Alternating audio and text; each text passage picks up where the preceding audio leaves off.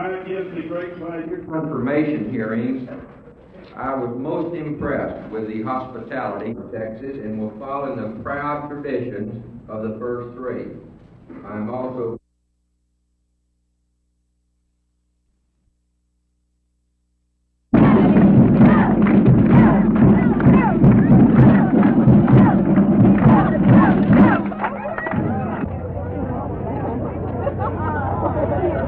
does come? Yes, sure would. I'd like to, if he...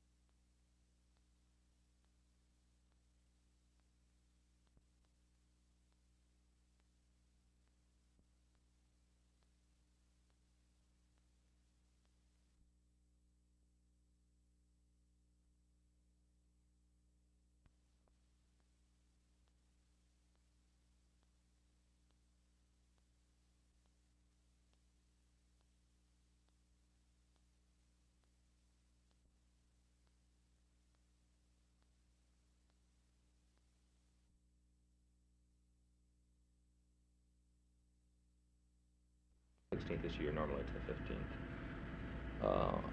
People in 30 cities throughout Texas and 40 more throughout the nation are trying to draw post office Monday evening. People come in and drop their return in and they get a mailbox at the same time. Mm-hmm. I think that's a very important thing. And would help. That law on pavement thinks it's too much. Mm-hmm. I think there's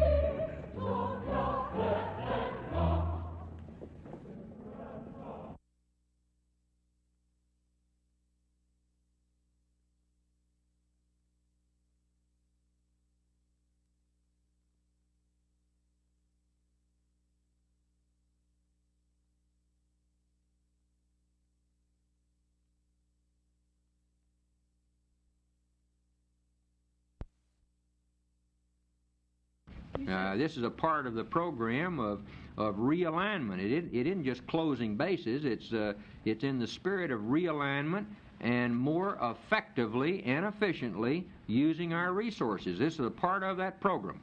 And I would emphasize here that there is a savings of about $400 million per year that is possible through this program.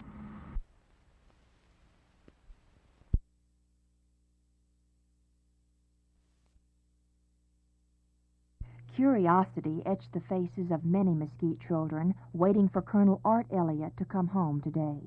They probably didn't understand who they were waiting for, but 12-year-old Dwayne McDonald understood.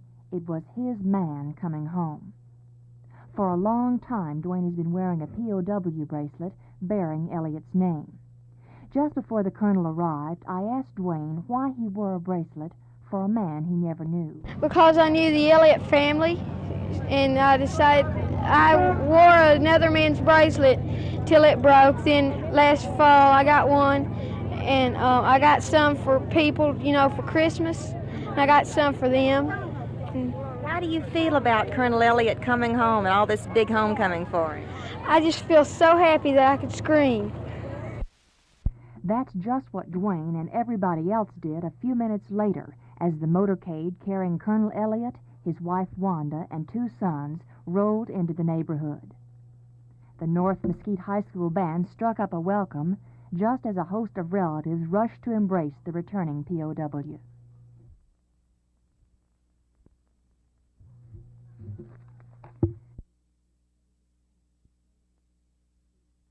Every inch of the neighborhood was covered with signs celebrating Elliott's freedom.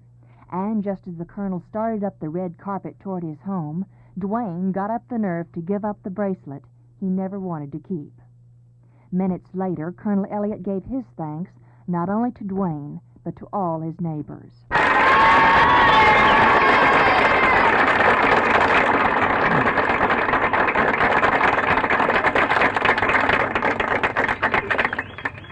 It's very hard to express my heartfelt thanks for the reception that I have been received and my family. I am grateful for all of you, for many of you, all the grateful Americans throughout the world. I am proud to be an American. I'm glad that I was able to make it back through many trials. I am just overwhelmed. Most kids look for a hero to worship, but some of them never find one. Well, today, not only kids like Dwayne found their hero, their parents found a hero too. Martha McIntyre, Channel 8 News on the Move.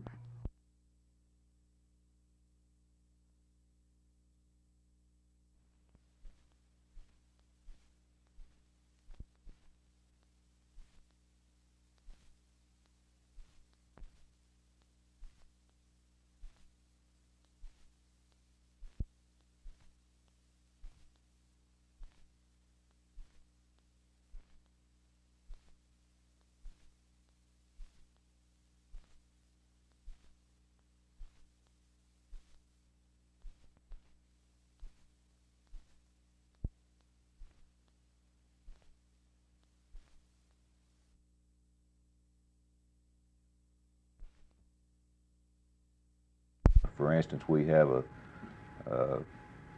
reviewing attorneys who review these cases as soon as they come in the office to determine which ones should be put in the system and which ones are not triable at that time. We have this court coordination system that we're setting up that is going to prevent these cases from sitting for 2 or 3 years with no activity. They'll always be set for a day certain, and we're not going to lose any jackets as a result of that. So I feel like if we're right in our theory that this will be the last time it'll ever have to be done.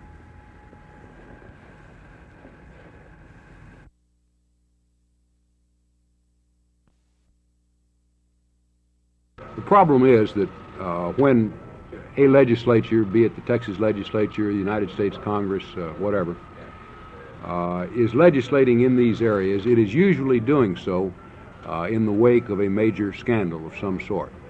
Is usually doing so in the in an emotion-laden atmosphere filled with distrust and suspicion. In short, is usually trying to deal with these issues, which are pretty subtle and pretty complex, in an atmosphere that virtually guarantees bad legislation.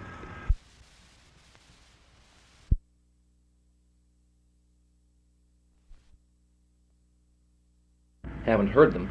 I think they're keeping rather silent. Of course, their income tax returns are confidential. We can get statistics on how many didn't pay taxes, but to identify them by name is something else. So they aren't fighting back because they would merely expose themselves as to who they are.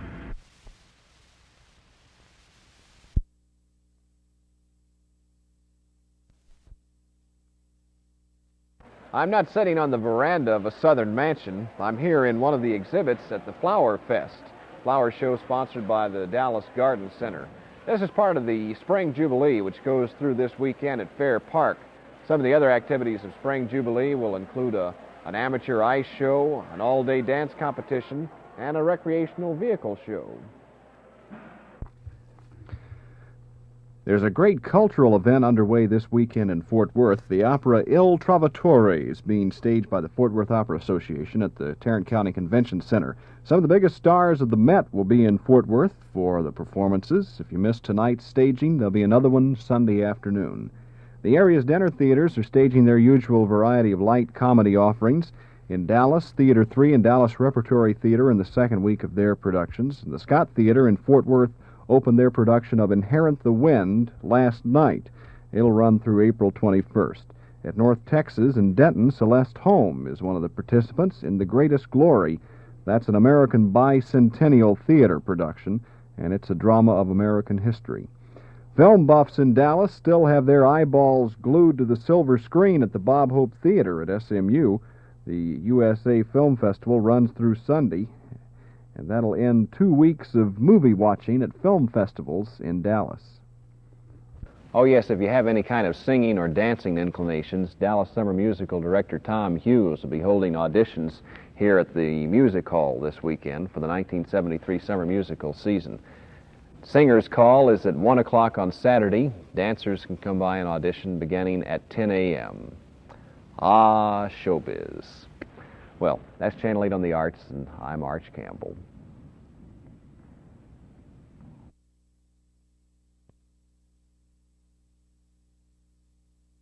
And in this groundbreaking year, we're setting out to...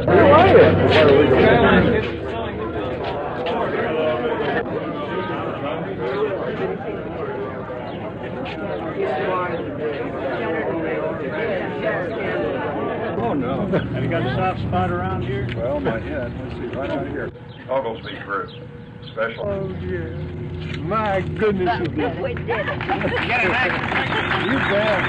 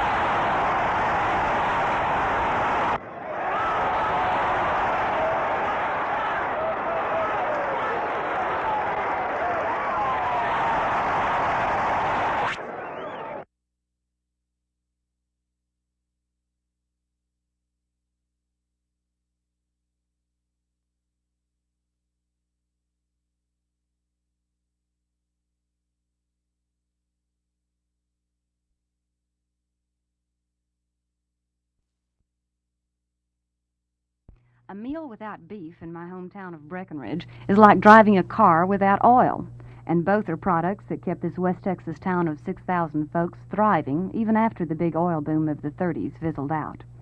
Therefore, when housewives all across the country organized a beef boycott, the housewives of Breckenridge boycotted the boycott, and beef sales remained as healthy as ever. Why didn't they boycott beef? For the simple reason beef's not the only thing that's high. Everything's high now, and we're beef raisers. Never a group to be ungrateful to those who keep them in new boots and air-conditioned pickups, the cattlemen and civic leaders organized a giant, official Stevens County Beef Raisers and Beef Eaters Appreciation Day. Oh, Judy, we're just trying to create a good little goodwill and try to see if we can't have something in common with everyone. Why are beef prices so high? Do you have any opinion? Cost of production. Is there anything you could do to bring them down? I know of nothing. Do you think a boycott is bringing the prices down at all? Very little. It's had some effect on the flow of beef, and there's been a temporary backup, but consumption has picked back up, and I don't think they've accomplished their purpose. We don't encourage people to eat beef that think it's too high. We agree beef's high. I think that one of the reasons that beef prices is high is because everything else is high. Inflation has caused beef to be high, the same as it has automobiles and rents and other things. What do you think about the beef boycott that the housewives organized? Well, I thought it was just a little unjust. 4,500 pounds of beef were barbecued and some 400 pounds of beans, enough to serve the over 5,000 non-boycotters who showed up. The price of this meat was definitely right, all free, donated by ranchers of the area. Special invitations were sent to government officials, Cattle Raiser Association members, and to all the boycott leaders. None of the latter group made their presence known. While the meat boycott met with mixed success across the nation, the boycott certainly has its rewards. For Channel 8 News on the Move, this is Judy Hanna in Breckenridge.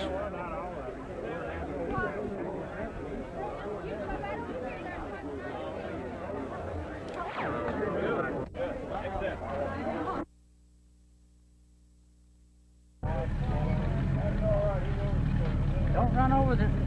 Don't rule, man. Take a picture here. Yeah, smile. You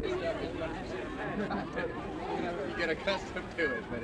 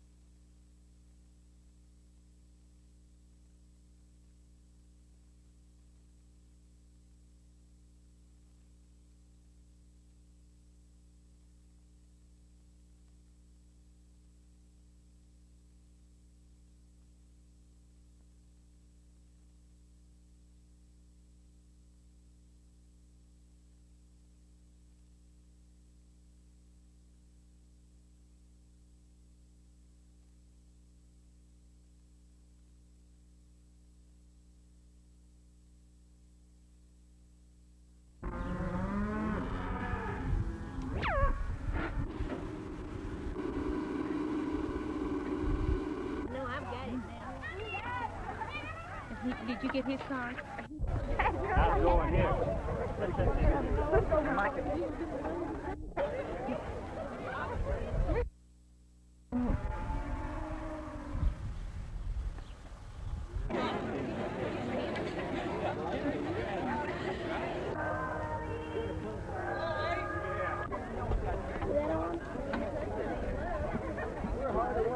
Smile on television.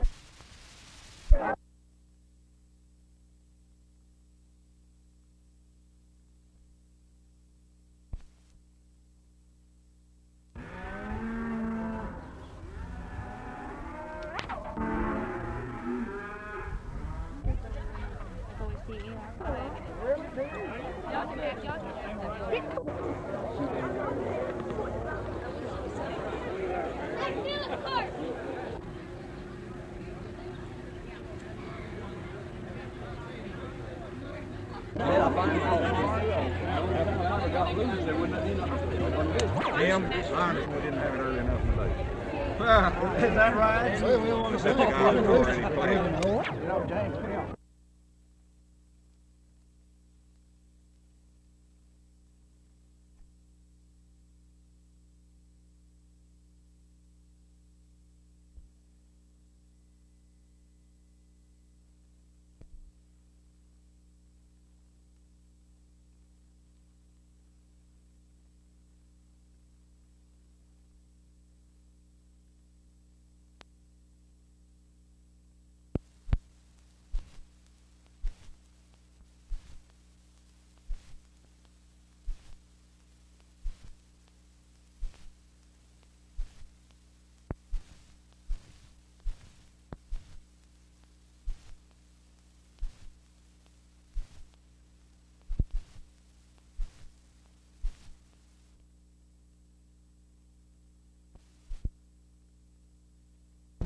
Personally, I feel there are more prisoners.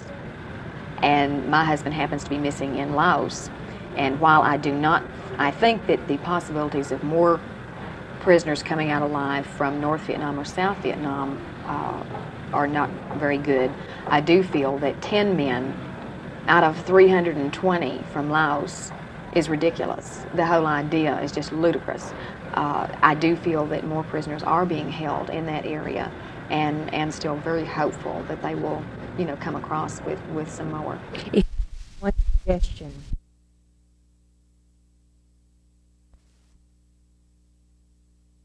Bill Rogers describes himself as a tater-eating Texas boy who's proud to be an American, the kind of American who gets stirred up just thinking about Miss Fonda's remarks.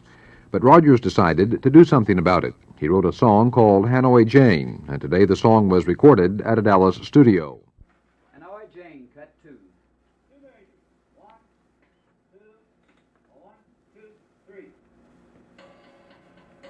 It's the kind of song you might expect from a man who served his country in World War II. Rogers was wounded 3 times, and because of those wounds was forced into semi-retirement several years ago.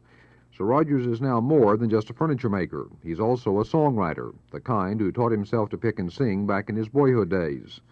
Rogers has written and recorded several songs. None of them amounted to much, but he feels this one will. Hanoi Jane, why don't you just please leave America? Button up your big mouth and leave our POWs alone. The song goes on to say that Miss Fonda should go back to Hanoi because that's where she belongs, and Rogers says he's sure 150 million other Americans will agree. Jack Hill, Channel 8 News on the Move.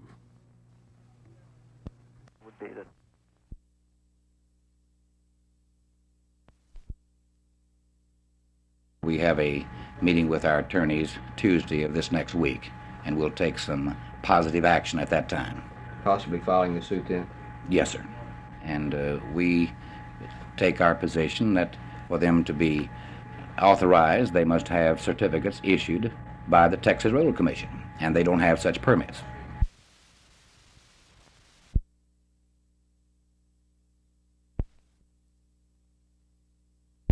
We know she's dying, and well, it costs much. It's going to cost much to pay the bill for the hospital, so we're trying to raise the money for if she dies that we can pay the bill. We can raise the money and give it to the SAPs, and it would pay the doctor bill.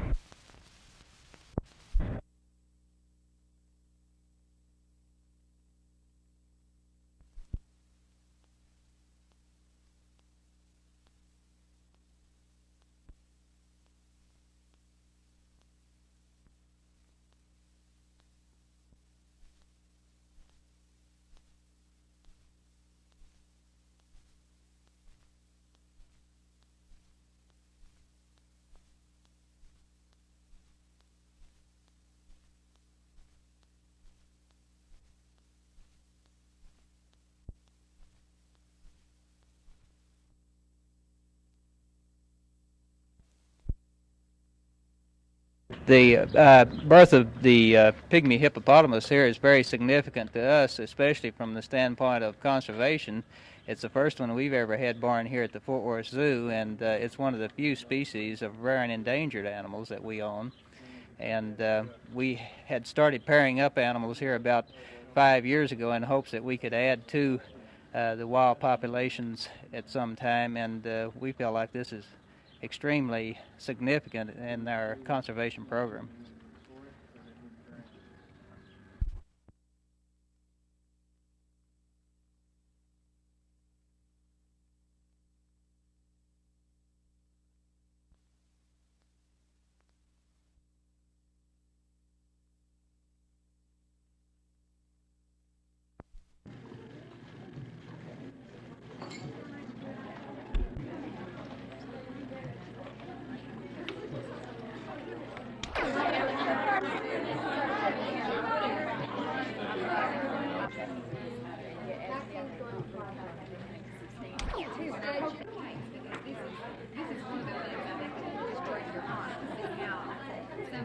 For the better, I think, in me. It has been a beneficial situation, and being able to serve on the board of directors and go into Washington, D.C., talk with members of the State Department, defend.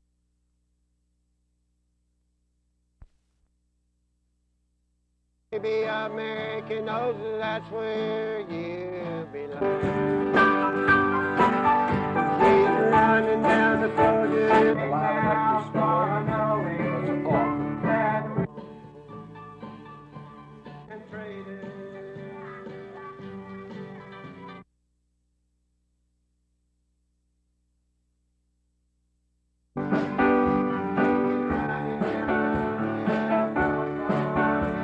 is nothing but American trader.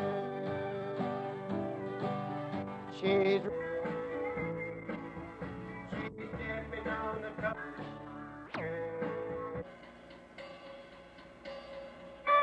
big mouth for her knowing the nation that we all call the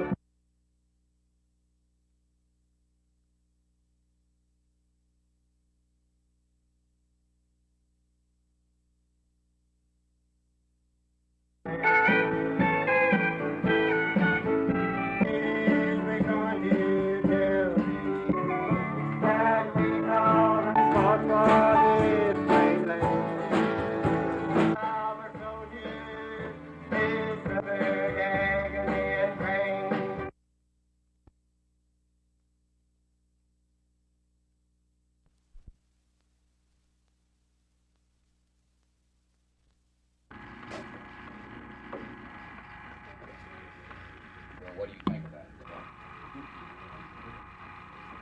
Terminal and the west side terminal at Green Oak Sand.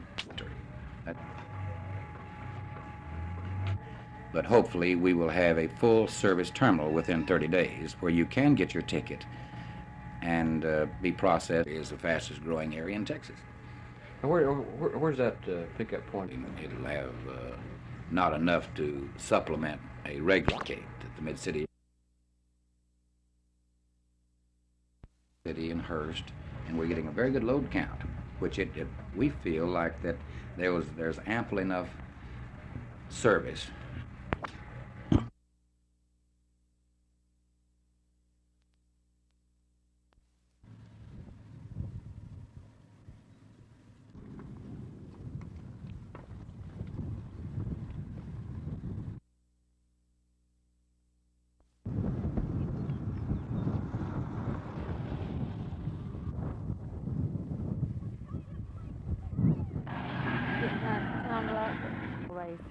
I raised about 30 that I know of.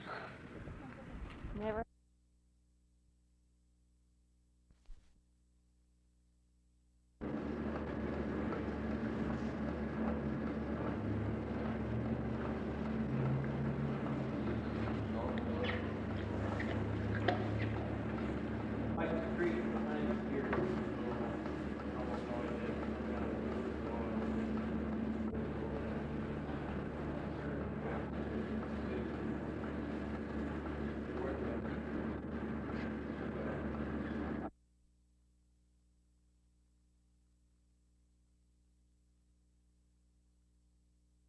We want to help, says the Internal Revenue Service, and apparently they mean it, because at midday the IRS was doing a booming business in their 10th floor offices at the Federal Building in downtown Dallas. According to IRS officials, 500,000 people in this region waited until the last day to file their 1972 returns. Incidentally, in case you missed it, you've had an extra day to file your income tax because April 15th fell on a Sunday this year. What did you do with your extra day? Did you spend it filing your 1972 federal income tax? Well, as we report to you now, you have about an hour and a half to get that return in the mailbox. If you're watching me, instead of heading out downtown, then you're in a heap of trouble. At the Federal Building, this is Jim Mitchell, Channel 8 News on the Move.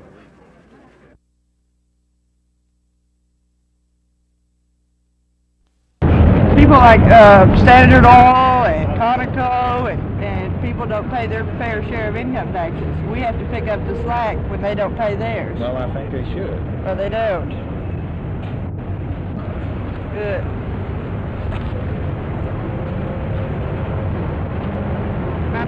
The rich off welfare, the large corporations that aren't paying any taxes.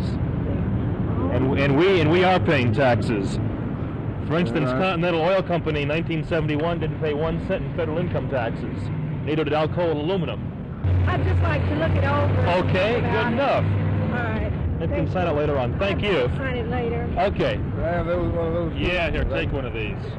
Take it home and tell your friends about it. Write the congressman. I will do that. Okay.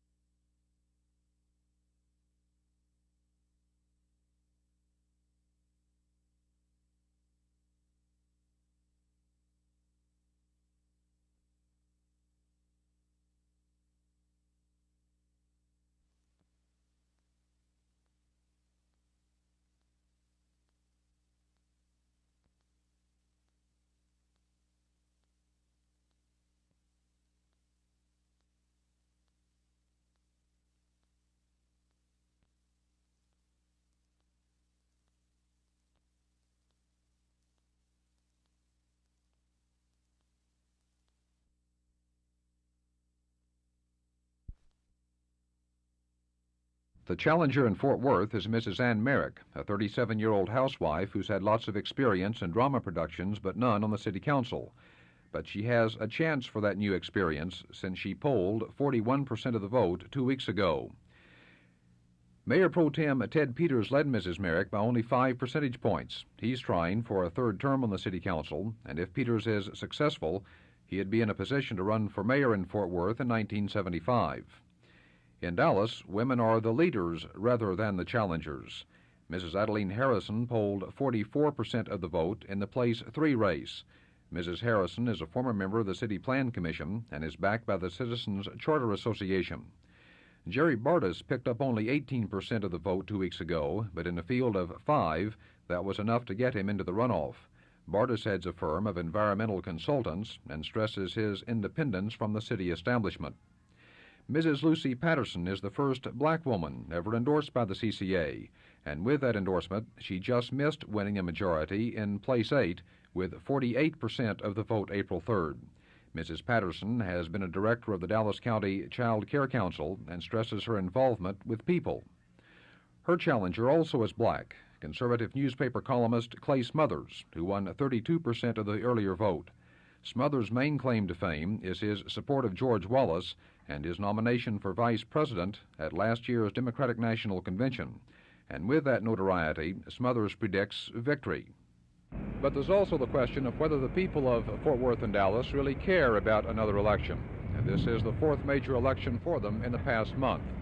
And because of that, officials aren't predicting a very large turnout in either city. Here in Dallas, only 1 out of every 10 voters is expected to go to the polls tomorrow. Jack Hill, Channel 8 News on the Move.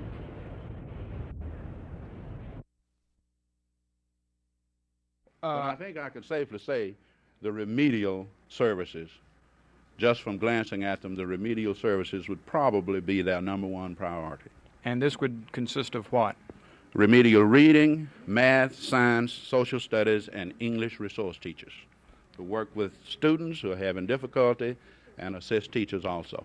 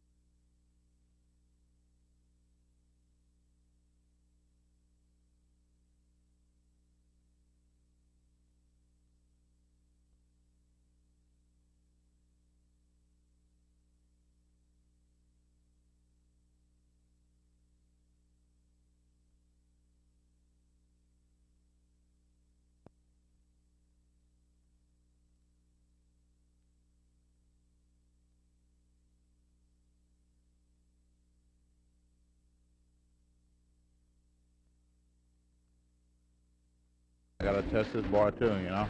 Gotta.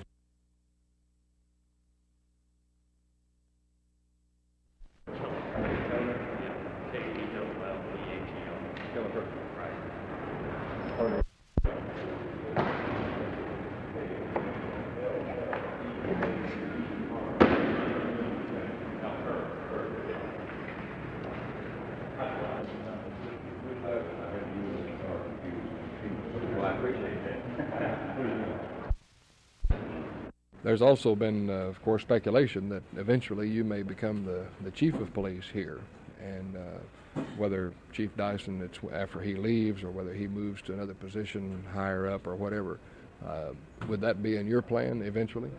Well, I think it's in the plan of all police officers, but I think that if Frank Dyson elected to stay here, then I'm his strongest supporter. Have you discussed the possibility of eventually becoming police chief? No, not with anyone.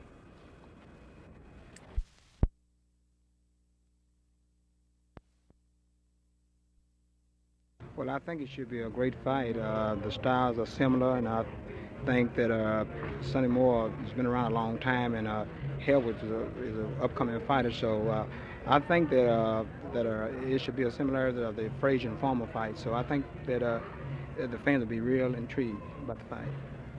Helwig's given up a few inches in reach, and he's also giving up about 10 or 12 pounds. Do you see this as an advantage for Sonny Moore? Should be. It should be. You know, but Helwig, he's a brawler type of a fighter, so that makes a difference in the height and reach.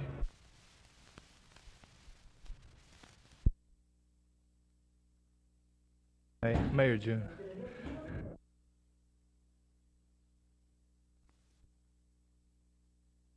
Internal Revenue Service is busy. The lobby of the federal building is busy. Today is the last day. Mr. Biondi, yes. How many people would you say in Dallas County right now do not have their income tax filed? Well, based on the last figures we got from the Service Center in Dallas County, well, let me put it this way. In North Texas, there must be about 500,000 who yet have to file. It's going to get a little crowded at the post office tonight, isn't it? At the post office, and it's pretty crowded upstairs right now. When you mention upstairs on the 10th floor of the federal building, how many people are in fact coming to you for explanations this year? Jim, they're coming to us in greater numbers than ever before. There's no question but what, all this talk about fraudulent tax preparers and the difficulty of the form and so on has made a lot of people come to us, which normally might have gone elsewhere. When are you going to close up shop? Well, we'll close up tonight when the last people come in. We're planning to be open until 6:30, but if there are still people coming, we'll be open. So there you are. If you're looking at this right now, chances are if you want the Internal Revenue Service to help you, you are out of luck because you now have less than 4 hours to file your federal income tax for the year 1972. If you're like me, you better get with it.